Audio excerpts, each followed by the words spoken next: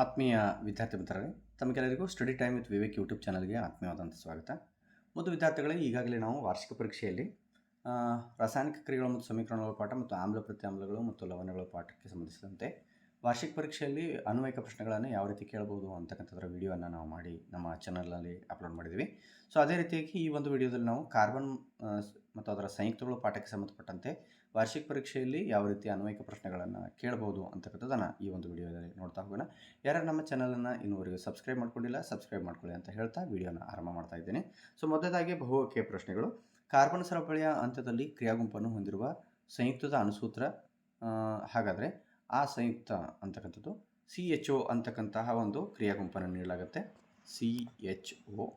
So ಈ CHO ಅಂತಕ್ಕಂಥ ಕ್ರಿಯಾಗುಂಪನ್ನು ಹೊಂದಿರತಕ್ಕಂತಹ ಸಂಯುಕ್ತದ ಯಾವುದು ಕ್ರಿಯಾಗುಂಪು ಯಾವುದು ಅಂತ ಕೇಳಿದಾಗ CHO ಅಂತಕ್ಕಂಥದ್ದು ಆಲ್ಡಿಹೈಡ್ ಗುಂಪನ್ನು ಪ್ರತಿನಿಧಿಸ್ತದೆ ಅಂತ ನಾವು ಹೇಳ್ಬೋದು.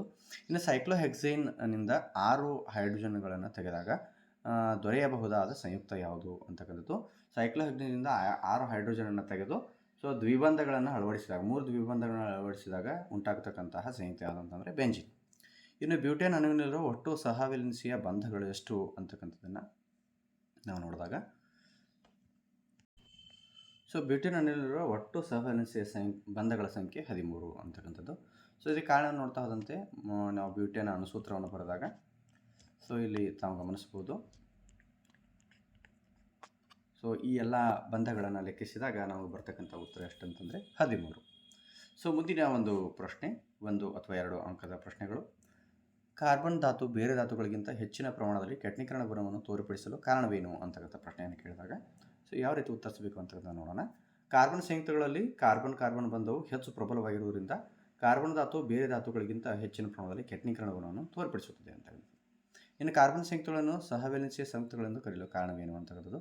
ಕಾರ್ಬನ್ ಸಂಯುಕ್ತಗಳಲ್ಲಿ ಪರಮಾಣುಗಳ ನಡುವೆ ಎಲೆಕ್ಟ್ರಾನ್ಗಳ ಹಂಚಿಕೆಯಿಂದ ಬಂಧ ಉಂಟಾಗುವುದರಿಂದ ಇದೊಂದು ಸಹವೆಲೆನ್ಸಿಯ ಸಂಯುಕ್ತ ಅಂತೇಳಿ ನಾವು ಕರಿತೀವಿ.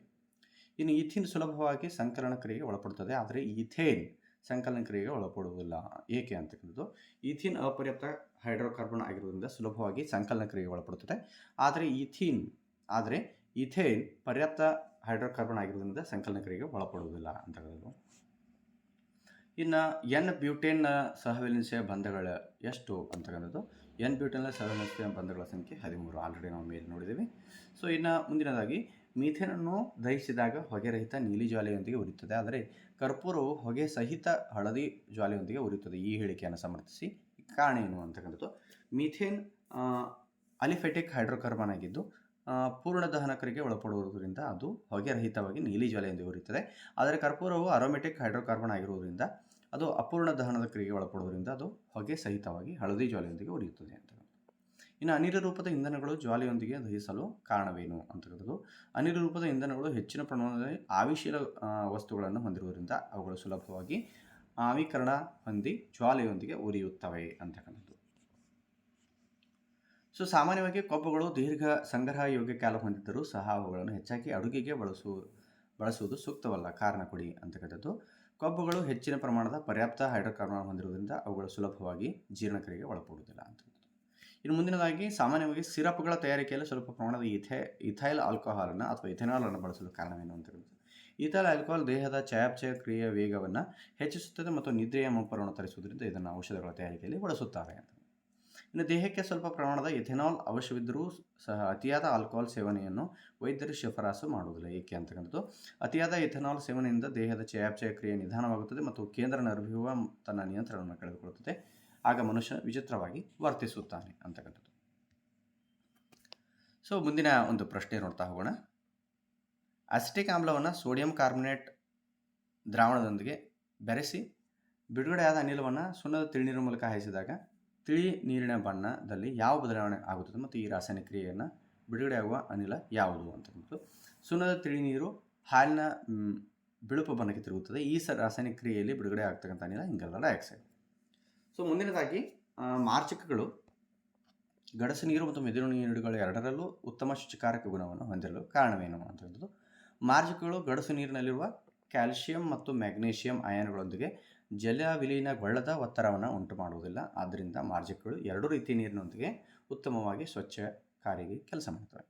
ಇನ್ನು ಮಾರ್ಜಕಗಳು ಉತ್ತಮ ಶುಚಿಕಾರವಾಗಿದ್ದರೂ ಸಹ ಅವುಗಳ ಅತಿಯಾದ ಬಳಕೆಯನ್ನು ಪರಿಸರ ಸ್ನೇಹಿಗಳು ವಿರೋಧಿಸುತ್ತಾರೆ. ಕಾರಣ ಏನು ಅಂತಕ್ಕಂಥದ್ದು, ಮಾರ್ಜಕಗಳು ಜೈವಿಕ ವಿಘಟನೆಗೆ ಒಳಗಾಗದ ವಸ್ತುಗಳಾಗಿರುವುದರಿಂದ ಸೊ ಇದು ಜಲ ಮತ್ತು ನೆಲ ಮಾಲಿನ್ಯಕ್ಕೆ ಕಾರಣ ಆಗುತ್ತದೆ ಅಂತಕ್ಕಂಥದ್ದು. ಸೊ ಮುಂದಿನದಾಗಿ, ಸಾಬೂನಿನ ದ್ರಾವಣದಲ್ಲಿ ನೀಲಿ ಲಿಟ್ಮಸ್ ಕಾಗದವನ್ನು ಅದ್ದಿದಾಗ ನೀಲಿ ಲಿಟ್ಮಸ್ ಕಾಗದ ಬಣ್ಣ ಬದಲಾಗುವುದಿಲ್ಲ. ಈ ಚಟುವಟಿಕೆಯಿಂದ ನೀವು ಯಾವ ತೀರ್ಮಾನಕ್ಕೆ ಬರುವಿರಿ ಅಂತಕ್ಕಂಥ ಪ್ರಶ್ನೆಯನ್ನು ಕೇಳಲಾಗಿದೆ. ಸೊ ಈ ಒಂದು ಚಟುವಟಿಕೆಯಿಂದ ಸಾಬೂನಿನ ದ್ರಾವಣವು ಪ್ರತ್ಯಾಮ್ಲೀಯ ವಸ್ತು ಎಂದು ತೀರ್ಮಾನಿಸಬಹುದು ಅಂತಕ್ಕಂಥದ್ದು.